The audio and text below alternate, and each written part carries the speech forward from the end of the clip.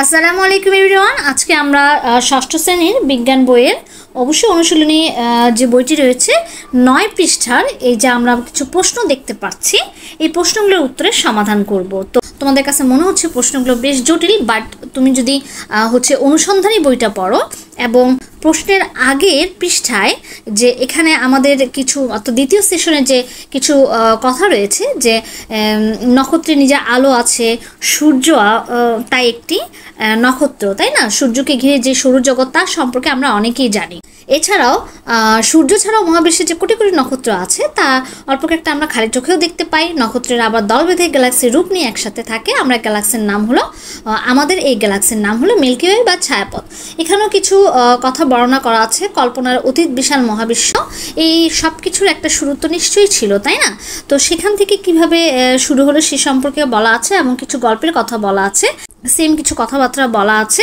তো এগুলো যখন আমরা পড়বো এবং অনুসন্ধানী বইটিও যখন আমরা পড়বো তখন কিন্তু আমাদের পক্ষে এই প্রশ্নের উত্তরগুলো দেওয়া একদম সহজ হয়ে যাবে।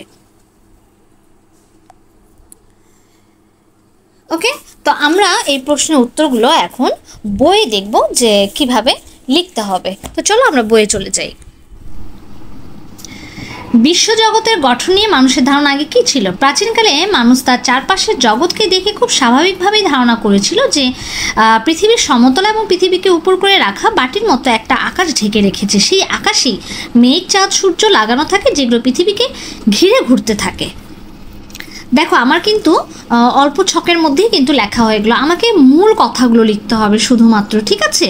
যেহেতু আমার ছকটা ছোটো, তাহলে তো আমরা হাবিজাবি কথা লিখতে পারবো না, তাই না? আমাদেরকে জাস্ট কিন্তু মূল কথাগুলো লিখতে হবে, ঠিক এভাবেই। এরপরে বলা আছে সূর্যকেন্দ্রিক মডেল ধারণা কিভাবে এলো।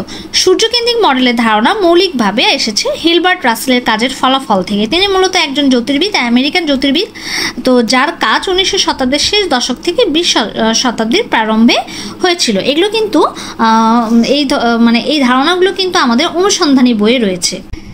পৃথিবীকেন্দ্রিক মডেল থেকে সূর্যকেন্দ্রিক মডেলের ধারণায় বিবর্তনের পক্ষে যুক্তিগুলো কী কী ছিল? তো এখানে দুটো যুক্তি দেখানো হয়েছে।